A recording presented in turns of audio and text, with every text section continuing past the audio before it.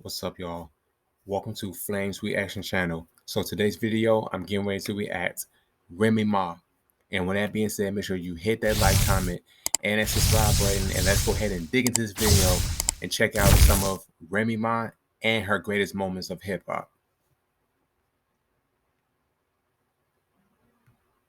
You really need to lay off the cop. Y'all bitches Bacardi breezes and I'm Remy on the rocks. Watch, and I ain't talking about a chain or a watch. I'm talking some Joey Crack shit. I'm about to get a match. Before Remy Ma joined Terror Squad, collaborating with some of hip-hop's most legendary rappers like Fat Joe, Big L, Busta Rhymes, Eminem, Raekwon, and Big Pun.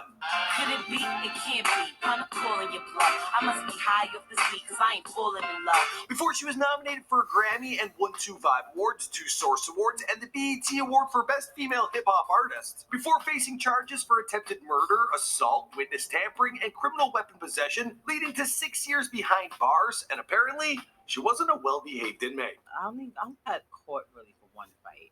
Yeah. What else? One fight. She said, I only got caught.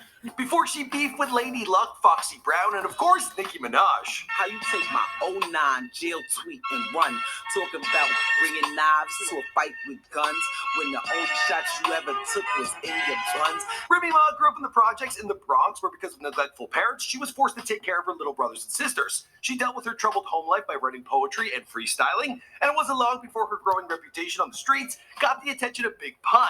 From there, she was on her way to become the Queen of New York. That is until she got in trouble with the law.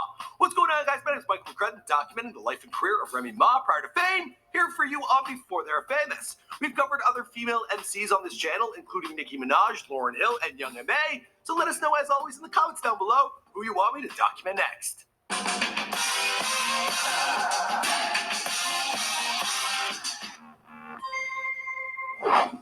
It ain't hard for me to keep a man. I'm like a 9.7 on the scale from 1 to 10. I got 11 11s and 12 grenades, but when I spit 16s, my bills get paid. Reminisce Smith, better known as Remy Ma, was born on May 30th, 1980, and she grew up in the Bronx in the Castle Hill Projects, just around the corner from where Big Pun lived.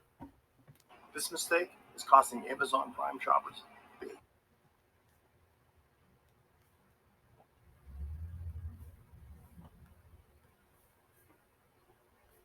She often saw the consequences of her family's drug abuse. As a result, she played a major role in raising her little brothers and sisters, and to deal with the chaos at home, she took to writing poetry and freestyling rap verses with her friends. One day when she was still in high school, Def Jam came around to promote DMX's new album, and the side of the bus unfolded into a stage, and kids were invited to rap battle. Remy's friends pushed her to perform because she was the only girl, and she garnered a lot of attention. It wasn't long before someone from Big Pun's crew approached her and invited her to audition for him. She met Big Pun at his house when she walked in. He was in his boxers getting a massage. She spit for him, and although he seemed unimpressed, the verse actually ended up on his song, Miss Martin. I inhale the deepest, hop back and bust rhymes at your speakers. I'm trouble. Shoot out the air bubbles and get sneakers. The type to cop a range along with all the features. A couple days later, he showed up at her building, asked her to braid his hair, and brought her to a video shoot where he introduced her to Fat Joe and Jennifer Lopez. Every day after that, she would meet him after school, and they would record in his studio.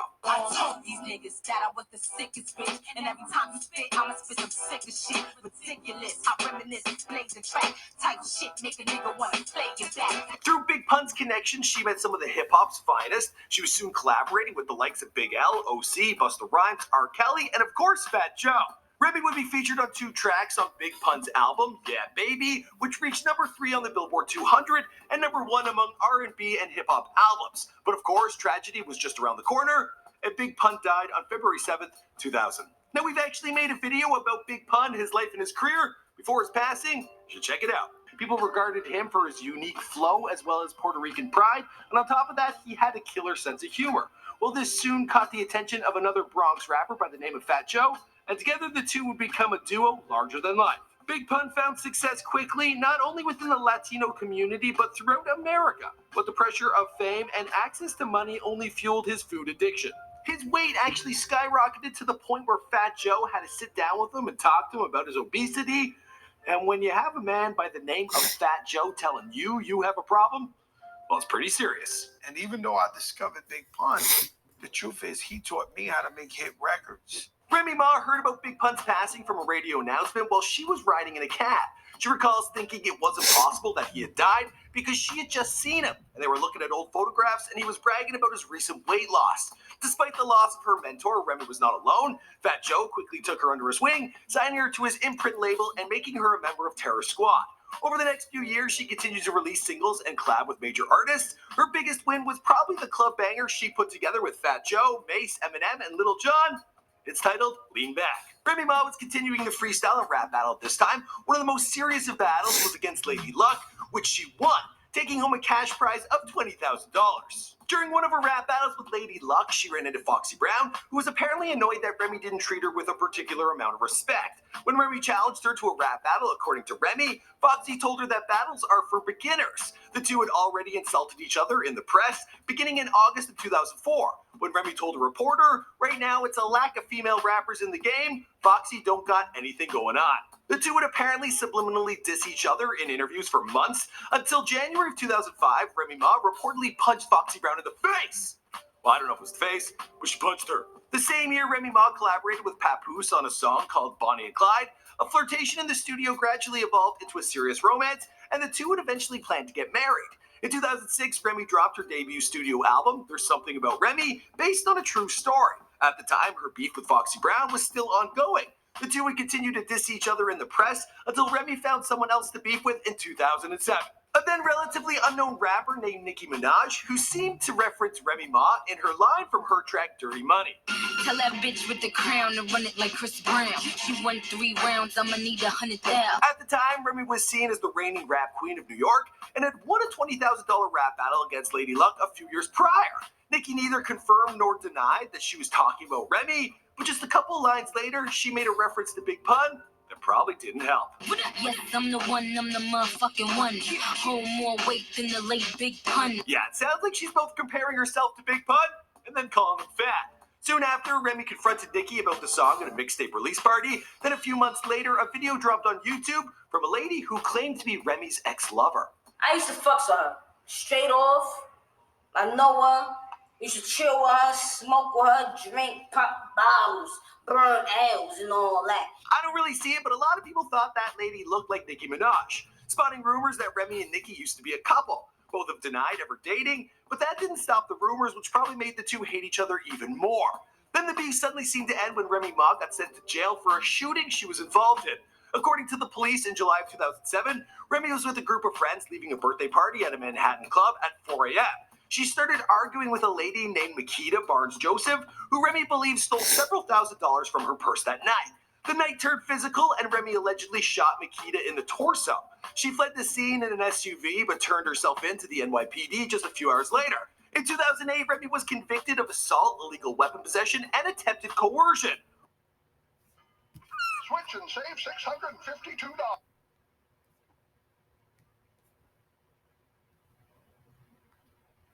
While in prison, she married her fiancé Papoose, and he would visit her often. But my husband was ultimately super supportive. You know, when I first got there, Pap came up literally every single day for like the first year that I was there. While Remy served her 6 years at Bedford Hills Correctional Facility, her rival, Nicki Minaj, rose to superstardom, taking the NY rap crown while Remy was stuck behind bars. But Remy didn't seem to hold a grudge and congratulated Nicki via Twitter for winning Best Female Hip Hop Artist at the BET Awards in 2016. Then while restarting her rap career, Remy imitated Nicki's monster verse and freestyled over her track Truffle Butter. Thinking out loud, you know I got the full fizzy on me right now.